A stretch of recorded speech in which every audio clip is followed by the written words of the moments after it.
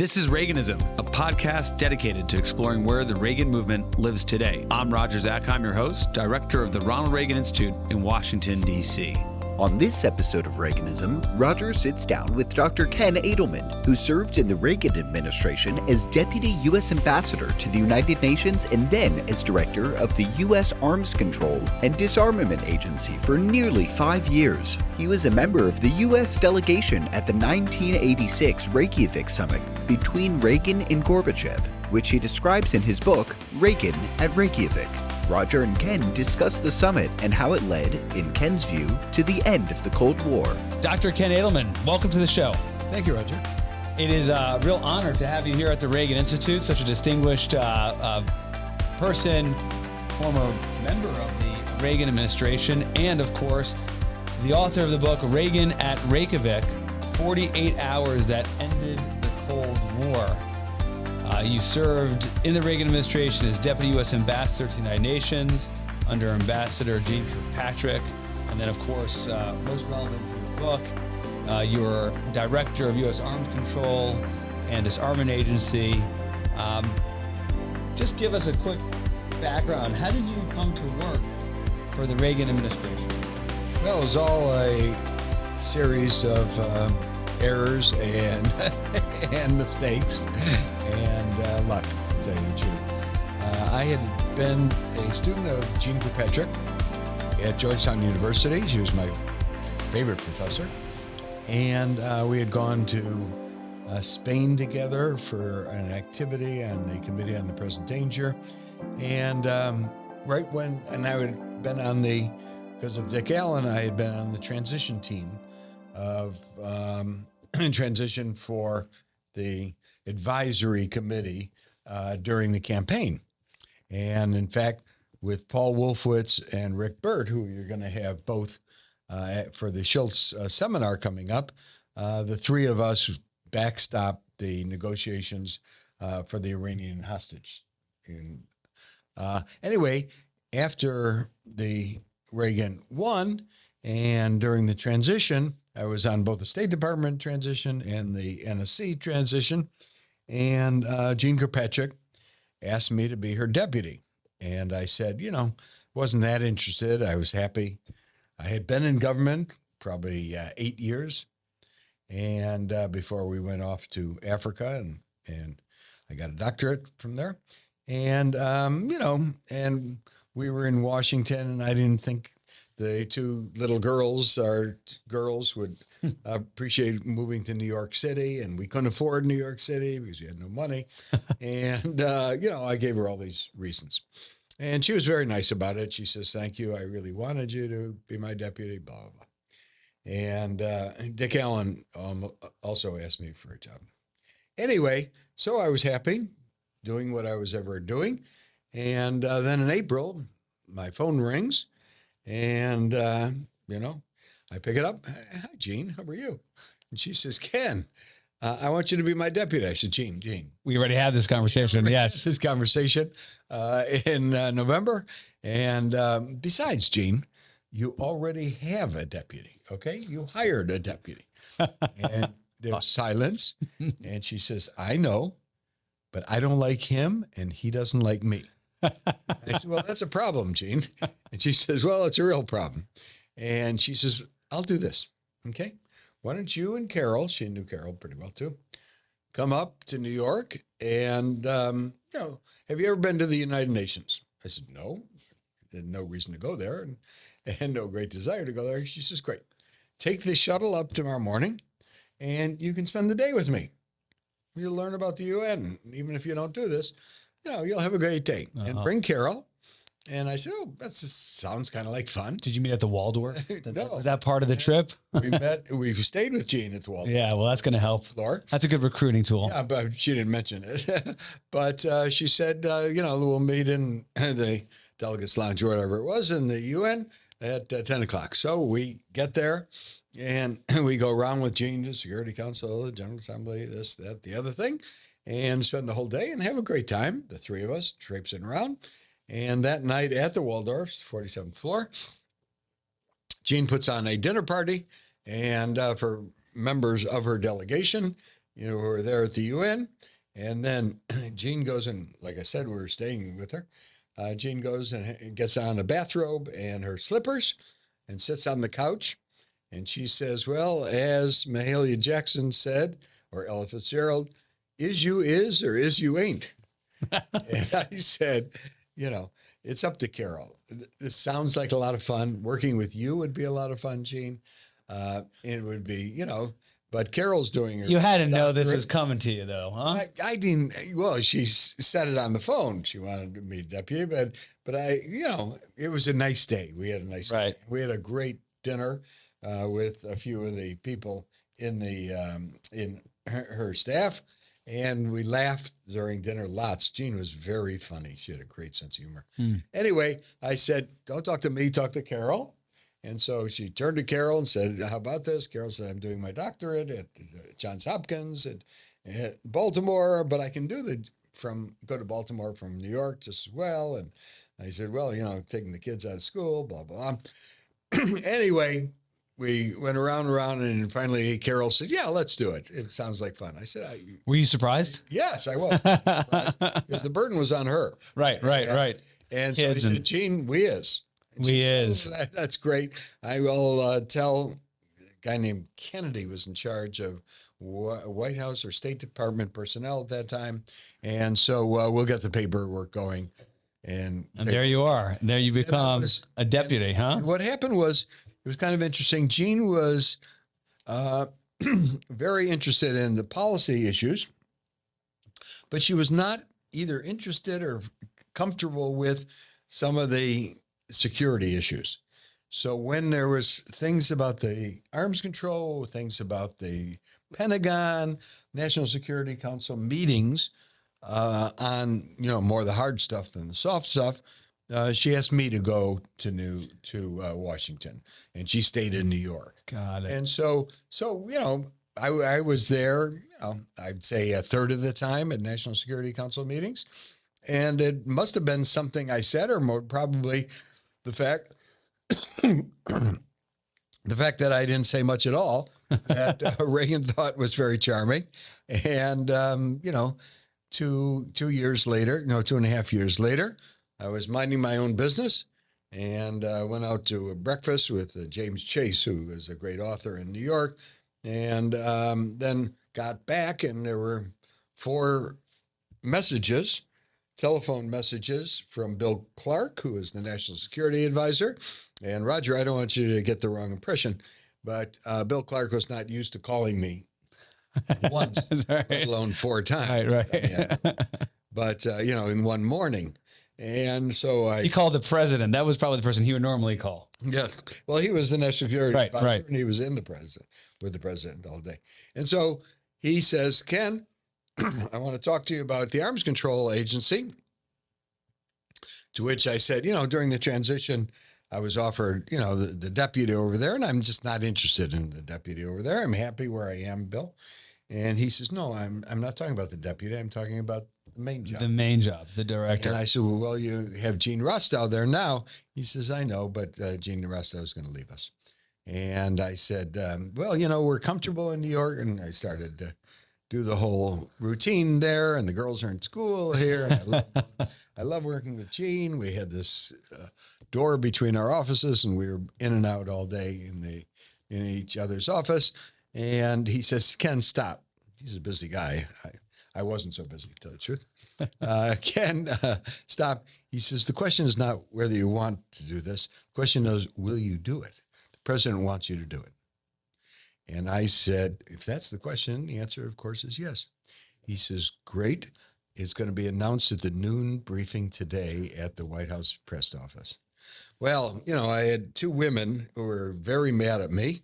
One with my wife and one was my boss. So the National Security Advisor, Judge Clark, poached you without coordinating with his ambassador to the UN? I would not have time to tell Gene.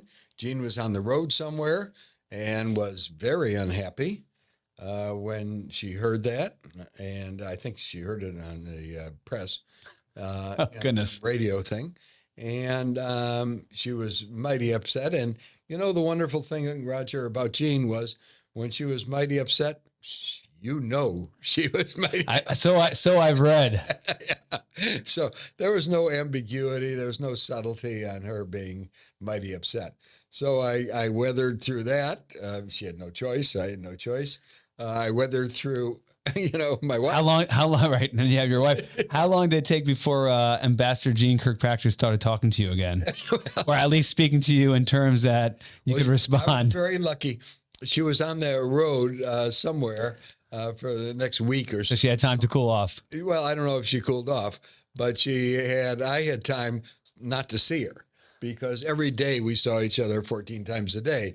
So there was a blessed week in there where I didn't have to see her. Good on Judge Clark for finding the right time to poach you without the ambassador around. It's amazing. That's a great story. But think about the names of the people that just came up. You have Dick Allen, who's, of course, the first national security advisor. And from what I can glean in my conversations, was really a seminal player in terms of getting President Reagan organized and ready to become president of the United States and in the role of commander in chief. You've been reading a lot by Dick Allen. Perhaps you have. Let me just tell you, Roger. All right, we're getting to the balancing of the history here. But he was somebody who was traveling him and organizing his stuff, and that's really what I meant. Yeah. And he's a wonderful guy. The fact is that Ronald Reagan was very interested in foreign affairs before he became president. Oh, absolutely right. And it is amazing looking at his roughly 1,000 radio broadcasts from the time he left the governorship to the time late in the campaign in 1980. And out of those 1,000, all right, and I calculated them at one point. Out of the 1,000, over 60% have to do with the Soviet Union, with arms control, with the arms race. Amazing. With the vulnerability. I mean, these are week after week after week. What didn't come up, Roger, was the hot button issues of that time. Okay. And what were they? Summarized in God, guns, and gods, guns, and gays. Okay, right. And abortion. All right. Those four, gods, guns, gays. Those did not come up in the 1,000 radio addresses? I'd say 3 or 4. That's amazing. Times. So he didn't use any. He was looking. I mean, he ran for president in 76, obviously. He started a run in 68. Issues that most politicians ride on. Great point. He was thinking about the statesman-like issues, the big issues. But my point in raising Dick Allen, of course, and what you've just said, I mean, the Andersons, for example, were key in letting the whole world know and see Reagan in his own hand and other things to do that. But just the players you mentioned, Dick Allen, Judge Clark, and then, of course, Jeane Kirkpatrick. Now, here's a question I was curious about, and we're getting in the weeds here on Reaganism. So this is going to be one for all those Reagan enthusiasts who want to know the trivia and understand and hear it from the players. None of this is trivia, Roger. All of it is very important. Well, but there is a side hustle here of knowing the Reagan, the facts and what happened. And the one I want to get after is candidate Reagan reads Jeane Kirkpatrick's article and commentary. Yep, he did. Did he subscribe to commentary? Was that Dick Allen passing that along? Dick Allen passing along because Reagan wrote me a number of letters. I was then writing frequently on the Wall Street Journal. Okay. And so Reagan wrote probably 3 letters to me out of the blue. He never heard of me before. And he liked this point about it. He liked that point about it. He liked the other point about it. So the letter to Jeane was, it was maybe more personal. I've never seen the letter, or maybe more direct about it, but it's something that Reagan did. And he did it because of Dick Allen. Dick Allen would show him these. Right. Here's the Wall Street Journal. You might be interested, Mr. Governor. You might want to look at this. And so those letters, that was not unusual that he did that. It was unusual that maybe he was far more impressed with, as he should have been, with Jeane's article than with any of my articles. It was far more profound, but that was a habit he was in. Of course, she's a neoconservative, but at the same time, advancing human rights and freedom in the world, kind of core to her beliefs and outlook and her view in terms of what America should be doing in the world. You shared those perspectives, those views, and as did President Reagan. And one of the great abilities or things that President Reagan accomplished was kind of knitting together this coalition of all different sorts of conservatives. I wonder just for a minute, it's fairly well known, but originally Gene Kirkpatrick wasn't quite impressed with Ronald Reagan and his entreaties and outreach. Didn't really change her view of him or necessarily her party affiliation or willingness to go over and support someone like Ronald Reagan. It was really more had to do with the Carter administration's failures, as I understand it, that ultimately led her to the Reagan camp. Do I have that right? And where did you served in the Nixon and Ford administrations? You were kind of more kind of settled in the Republican camps. What about Gene Kirkpatrick? There was a whole group that's awfully interesting, Roger, of Democrats that came around to Reagan, and this was the time when Irving Kristol and Moynihan and there's a whole group that had been very liberal and then mugged by reality, as Irving Kristol said, and became more conservative. Gene was the so-called neoconservatives, right? This is yep. And Gene was part of that, and so she was kind of unhappy with Carter. She was willing to tolerate Reagan, and when Reagan involved her before the transition in the campaign, the more she saw of Reagan, the more she liked. And that was true of Gene. It certainly was true of me. I wasn't a wild Reagan guy. And I was, yes, an advisory committee, but that meant absolutely nothing, to tell you the truth. And then, we met with Reagan a few times when he was the candidate. And he said things that were perfectly fine. And, then when I joined the administration, I thought, he's going to be fine. I was unlike Gene and unlike Rostow and unlike Paul Nitze and unlike Paul Wolfowitz and unlike Richard Pearl and a lot of these colleagues, I was not a Democrat. I was a Republican from the Nixon-Ford angle. I was always a Republican. At Grinnell College, in a very, very liberal college in the middle of Iowa. That will do it to you, right? That will make you a conservative, huh? I was either the president of the Young Republicans or the only young Republican. I think they're a young Republican of one. Of one. And that's right. It was singular. It's not. And so I thought Reagan was going to be better than Carter. Simple as that. But as time went on and I saw more and more, I got more and more impressed. And Gene was the same way. And Gene had a little other spark. Reagan really loved women. Okay. And explain. That could be interpreted lots of different ways. What do you mean by that? I mean by that, with Maggie Thatcher, he just enjoyed being with women. He enjoyed being with Nancy Reynolds. He enjoyed being with Gene.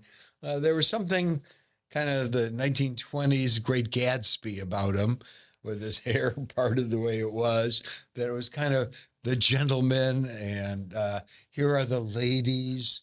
And so the idea that there was a certain magnetism that he had with Gene, and certainly she had with him, that superseded anything the rest of us. Interesting. I want to get to your book, but this Gatsby kind of analogy you just introduced to the conversation, I've never heard before. Is that a new one, or is that something you've explored previously? And it interests me not only because first time ever in this podcast. In this podcast, but as other, I was going to fly. But have others, because one of the things about President Reagan, biographers will say it, and some struggled on it, significantly, like Edmund Morris, is that it was so hard to penetrate the person, which is almost a very Gatsby-esque quality. I don't know if you were getting at that as well, or just kind of the well-dressed gentleman who kind of perked up around, My analysis was simpler, but if you want to pour more, All right. meaning, Well, Roger, if you want to pour more meaning in, I know we have a professor of Shakespeare here, so I came in prepared. Wanted to make sure that I'm getting the depth of your insights. I'll try to be real quick on this. The first time I realized this was right after the inauguration. Okay, I was not in government. The day of his inauguration, I had members of my family coming in. And we decided to do a black tie dinner at our very little house. And we had my sister and her husband, my brother and his wife, Dick and Lynn Cheney, we had worked with at OEO. The Rumsfelds were there, Don and Joyce, the Carlucci's were there, Gene was there, George Will was there. And we had jammed in our little house. Okay. And as we're setting the table for everybody to have a black tie dinner at our little house, I get a call from Dick Allen that There he comes again. that President Carter, ex-President Carter, as of 3 hours ago, would like to go over and greet the hostages in Wiesbaden. And Reagan... This, of course, is the Iran hostages that were released on Inauguration Day. That's right. And can he use the plane? And Reagan, of course, being Reagan, says, yes, of course. Dick Allen, being Dick Allen, says we should have somebody on that plane. And I was not going in government. And Paul Wolfowitz was, Rick Burt was, others were. And so they thought the most dispensable person was me. Okay? So... at 4:00, they told me, the car was going to come at 9:00 that night to pick me up. I said, we have a black tie dinner starting at 7:30 or something like that. Oh, man. One of the lessons I learned there, Roger, was that it is very, very cool to walk out of your black tie dinner that you're a host. Because you're going on Air Force One. Okay.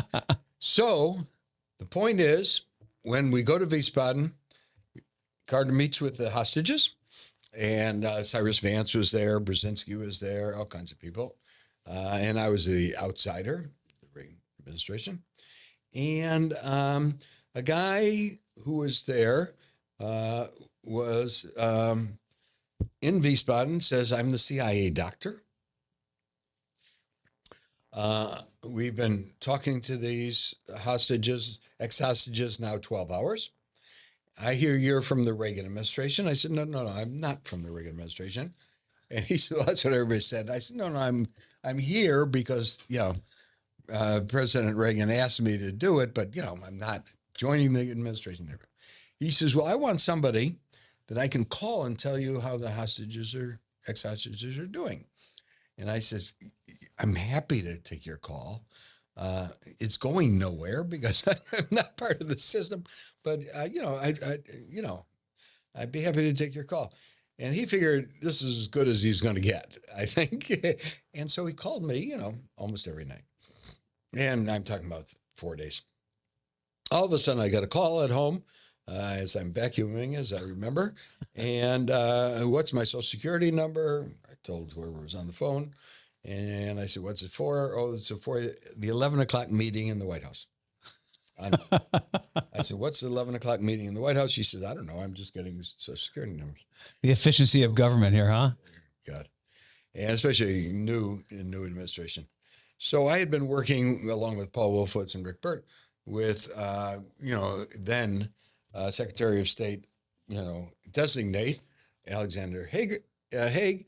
And so I called him. I said, I'm invited to this meeting. That must have been a mistake or something like that. And he said, no, you're supposed to come. And I says, okay, what's the meeting about? He says, I don't have time to talk to you now. Let's meet at, 10 to 11 o'clock meeting in the Roosevelt room across. I said, okay. So we go to the Roosevelt room across the way, and I'm there at, 20 to 11. I'm there at quarter to 11. I'm there at 10 to 11. And, where the hell is the Secretary of State? And there's the Vice President coming in, Chairman of the Joint Chiefs, Chairman of the CIA, Chairman of Deaver, Baker. And the whole senior crew. It's the full Monty. It's the full Monty of a NSC meeting. I think May have been the first NSC meeting. I don't know. Oh, wow. Anyway, I say to Haig, what is all this about? And he says, it's about the health and welfare of the ex-hostages. I said, oh, that's kind of interesting. Who's doing the briefing? Oh, come on. He says, you are. And now it's 3 minutes to 11. Okay. I said, I am. He says, yes. Didn't anybody tell you that? I said, no, they got my social security number. Oh, my goodness. I said, let's do this. Here are 3 points to make. I just gave him some points. And then I can fill in. Okay. And you're Secretary of State. I'm not even in administration. So anyway, we go there. I'm sitting there. We're right across the president. And you knew Haig, obviously, from previous administrations. Not for president administration. We had dealt with him on the backup for the hostage Got it. negotiations in Algiers at that time. Anyway, we're there. And, Reagan's right across, and Haig does a wonderful job of taking these 3 points and making it seem like he had studied this for the last year. And, his Critical skill as Secretary of State. Yes. Yeah. presentation. And then Reagan, who was right across the table from me and from Haig, goes like this, to kind of talk. And then Deaver asks a question, and, pretty simple. I could answer it pretty easily. And then, somebody else asks a question. Finally, I'm kind of embarrassed. And I don't want to say I called on the president, but, everybody's kind of interrupting him. And he's so nice. He leans forward and then he leans back. And I said, Mr. President, did you want to say something? And he says to me, well, Ken, I really don't know how to phrase this. Okay. And my life, Roger, passed in my eyes. Okay. And I thought to myself, oh, man, I can fool all these other people. It's the President of the United States. And he's asking me a question. Okay. And I really don't know that much about what I'm talking about. I had 4 calls with the CIA doc, right? Okay. CIA doctor. I don't know this subject at all. And these people think I do. I don't. It's all a fraud. And so I just am nervous as can be. Reagan says, well, I don't know how to say this, Ken. I'll just kind of blurt it out. I thought, oh, Christ, this is terrible. You're toast. I'm toast. And he leans forward and says, Ken, how about the ladies? Were the ladies, I don't want to, And I said, Mr. President, I met with all 4. There were 4 out of the hostages. And none of them were sexually abused. I used the phrase, right. It was shocking. And and then I said, I think the 2 of them are doing real well. The other 2 are coming along nicely, blah, blah, blah, blah. And I told whatever it was, but none of them were sexually abused or, abused in any serious way. That's what he wanted to know. He leaned back, big smile. He said, okay, so the ladies were all right. And I said, they were all right, Mr. President. And so I got the idea of, there was somebody from another era. Got it. And not even honor was designed to say he couldn't use the word sexually abused or sexually anything. He couldn't even use the word the women. Okay. It was the ladies. The ladies. So something in my mind registered. And when, I saw the relationship with the others and Maggie Thatcher.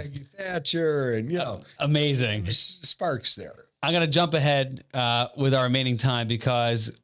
Jump ahead. We're not even at the beginning of Well, that's what I'm saying. We started. It was 3 days. Yeah, I know, but and you made such an impact already. Despite your best efforts to stay out, you ultimately came in. But really, where I think you made your mark, and the story that you're most famous for telling is years later, 1986, during the Reykjavik Summit. And that's, of course, the book that you wrote. Kind of want to approach this in 2 ways. One, something you've written about a lot, spoken about a lot, but want to get to here. Your contention that in those 48 hours, right, President Reagan was able to bring the Cold War to an end. Now, scholars who will say, well, this is not, no person's done this, or it wasn't a function of arms control negotiations. It was the Soviet Union was collapsing under its own weight anyway. I mean, there's a variety of ways of, approaches people take. Certainly here in the halls of the Reagan Institute, we're quite comfortable with your formulation and the title of your book. So I don't mean to suggest otherwise, but I'd love for you just to, in unfair podcast fashion, right? Like in 180 seconds or less, the best argument why this summit, that moment in time, or those 40 hours brought the Cold War to an end. It was because Ronald Reagan was willing to sit down with the Soviets, but also willing to stand up to the Soviets. And it was willing that he was not going to give up the one thing that they feared the most, which was SDI. And I am not claiming that the SDI program or Reagan's walking out of Reykjavik ended the Cold War. I am saying it was a stress accelerator. The system was under stress. But Reagan faced a situation that Gorbachev thought, I'm going to make him an offer he cannot refuse. Which was, let's give up nuclear weapons. Reduce nuclear weapons that exist today, and you give up a research program on SDI that does not exist today, that is airy-fairy, that is out there somewhere, but scares the daylights out of us, okay? That was a deal that Ronald Reagan could not refuse, according to Mikhail Gorbachev. When Reagan did refuse it, Gorbachev figured, oh my God, okay, this is the approach I had was not going to work. The only approach I am left with is to take the reforms I had started before Reykjavik, perestroika and glasnost, and accelerate them. And to really jam them fast, because that's the only way we can keep up with these guys. All right. And so I think the accelerated reforms really brought the house down. So that's how it kind of one event kind of impacted the decisions of Mikhail Gorbachev. They had been spending so much money on the defense program to keep up. They thought maybe they could alleviate the burden by reducing arms control. President Reagan saying nuclear arms, excuse me, and then and scuttling SDI. Right. Why? And a lot of scholars have written about this.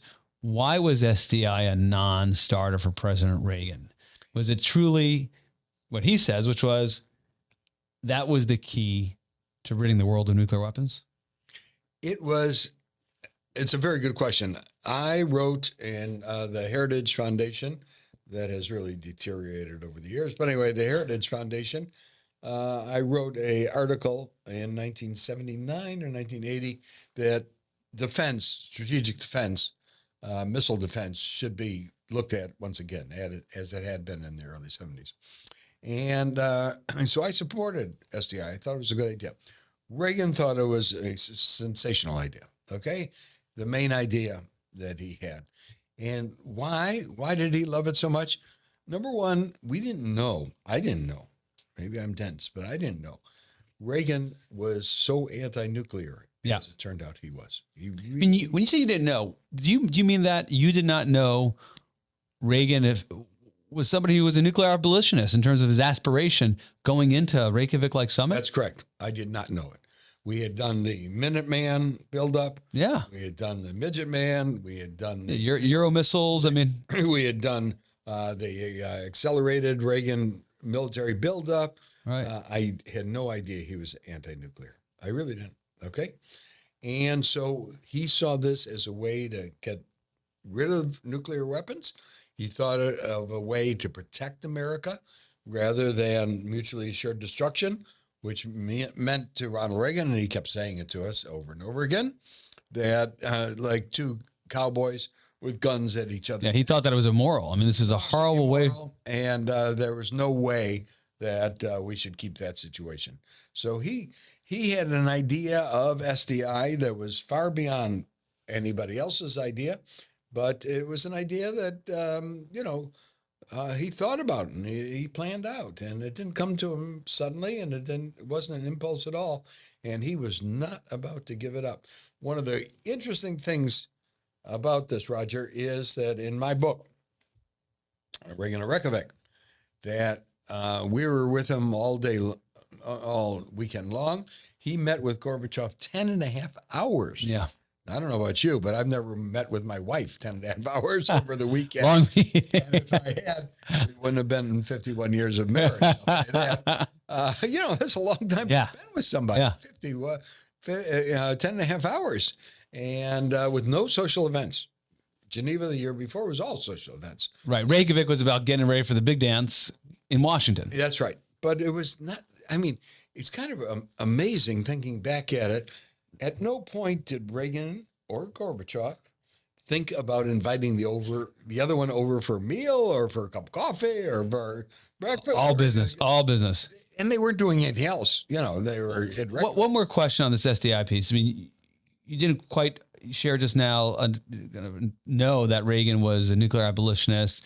I don't think people knew that Gorbachev, it wasn't like the CIA had given you intel that Gorbachev was going to put nuclear weapons on the table. So kind of this meeting obviously took off in a fashion that no one really anticipated. But did you go into the meeting knowing that in the world of arms control negotiations and treaties, that SDI had to be outside of that negotiating space? That you knew that Reagan was so committed to it that whatever you were going to get to, you kind of all knew that SDI, was off limits. I suspected that. Maybe other members of the delegation suspected that, but it didn't matter. It really didn't matter. I'll tell you why it didn't matter, Roger. Over the 2 days he met with us, President Reagan never asked us whether we should give up SDI. He never asked us whether we should trim SDI. He never asked us whether we could do this, that, or the other with SDI. And why didn't he ask us? Because he frankly didn't care what our view. He had his view. He knew his approach. His view. Yeah. And that was the only view he really wanted. That really mattered, huh? He would ask us and defer to us on the nuclear reductions because he didn't know how to do that. He knew he wanted to cut them by 50%. For the first time ever, Gorbachev was willing to cut nuclear weapons. Every Soviet leader before that time had been willing to slow down the advance of nuclear weapons. In other words, if I have 1,000 now and I'm planning on 1,500, right, and then we agreed to 1,300, I say, okay, that's less than what I had planned, but it's still more than we had. Reagan wanted to really actual reductions. That's why we changed the name of the talks from SALT, Strategic Arms Limitation Talks, to START, Strategic Arms Reduction Talks. Yeah. Okay. And so Reagan wanted real reductions on nuclear weapons, but we had no idea that Gorbachev would tie that to killing SDI. And we didn't know that till Sunday morning. Fascinating. One more episode, and then I want to go to the book and the coming movie about Reykjavik. So, of course, Reagan holds true to his principles, particularly, and no negotiation on SDI, and it's immediately viewed as a failure. Their first treatment of it is, hey, this is a political failure. Everybody's upset and frustrated. 10.5 hours in the room and nothing to show for it. And, he had all this momentum going in. And President Reagan responds to all this negative energy by saying, we're going to take it to the people. I'm going to take it to the American people, and gives a speech explaining to the American people why he did what he did at Reykjavik. And one of my favorite lines is, I love to kind of get some inside baseball, what the discussion was, and maybe it was all between the ears of President Reagan, is that he ultimately explains to the American people by saying, I will never negotiate away our freedom or our future. Mm-hmm. Right. Give your reflection, kind of being around all that, and how effective it was for Reagan essentially arresting this kind of political fallout by going straight to the American people. I have to be honest with you, Roger. His speech was wonderful that Monday night, which is the 13th of October, actually Columbus Day at that time in 1986. The actual summit was the 11th and 12th. Reagan went live from the White House on the 13th, but Mikhail Gorbachev went live from the Kremlin on the 14th, okay? So he did his, where Reagan gave a crisp, wonderful 20-minute speech.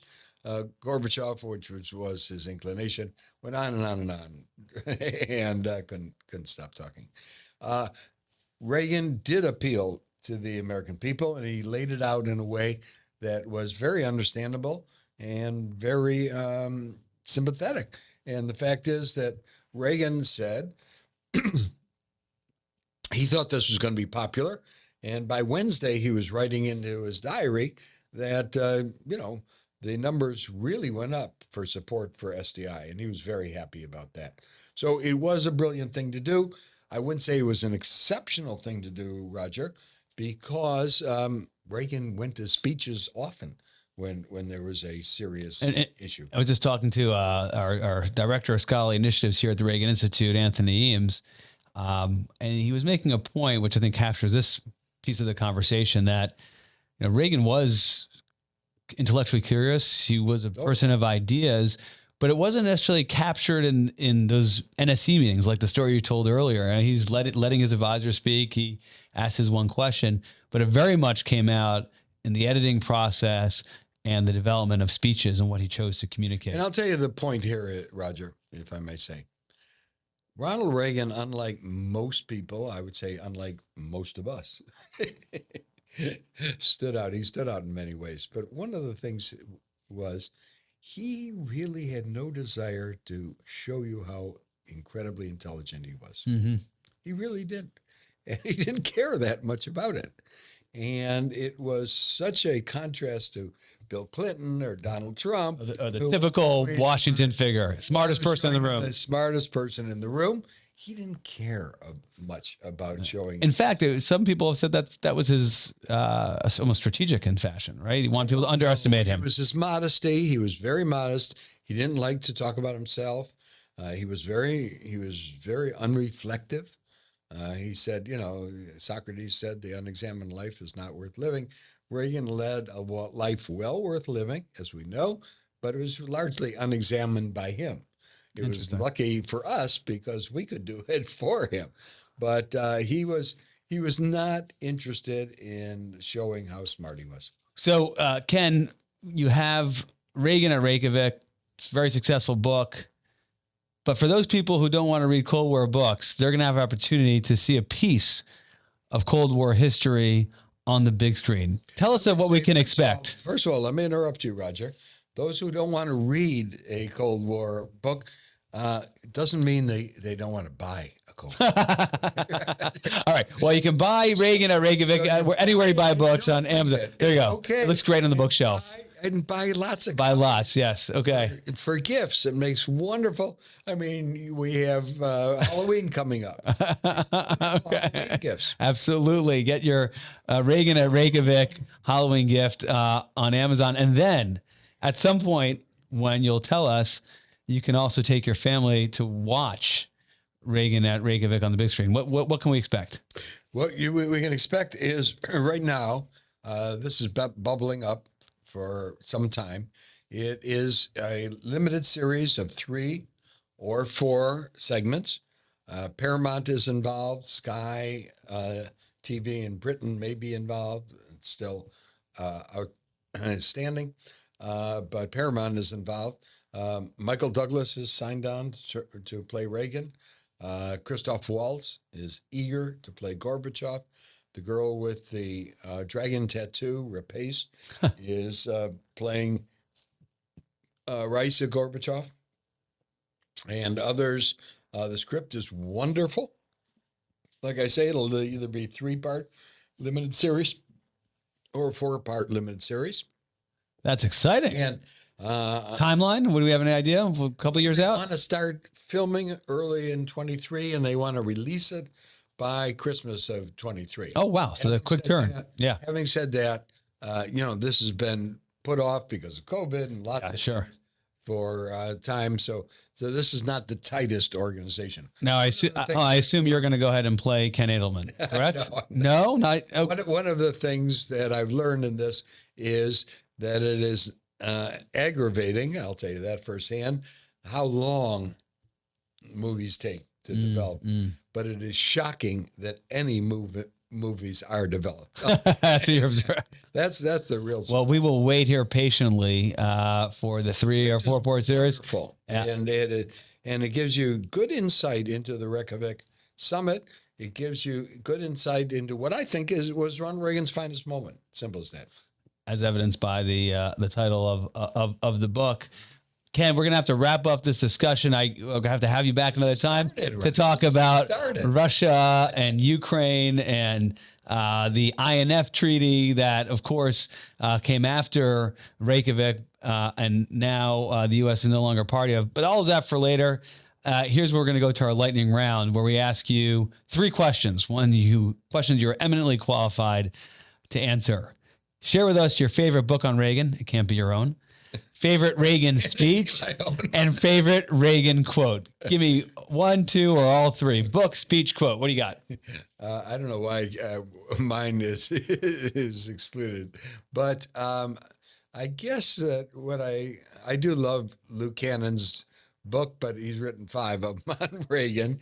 But The Role of a Lifetime is a very wonderful book. So I think I would have that. The favorite quote is one we have on our kitchen table. You can, how does it go? There's no end to what you can accomplish if you're not willing to, give up the credit or right. Not care about who gets the credit. And what was your third? And we got to get your favorite speech.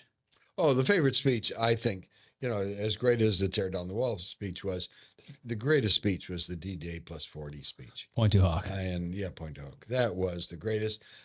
Right runner up there was the Challenger speech. That was the day that the State of the Union was supposed to take place. So great speech by President Reagan with the support of Peggy Noonan, both of those. So wonderful. They were both wonderful speeches. Ken Adelman, thank you so much for being on the show. We'll have to have you back. Fantastic discussion, and best of luck on Reagan at Reykjavik out of Hollywood. Okay, very good. We hope you enjoyed this episode of Reaganism. New episodes premiere weekly every Monday on YouTube and all podcast streaming platforms. If you like this episode, be sure to let us know and share with a friend.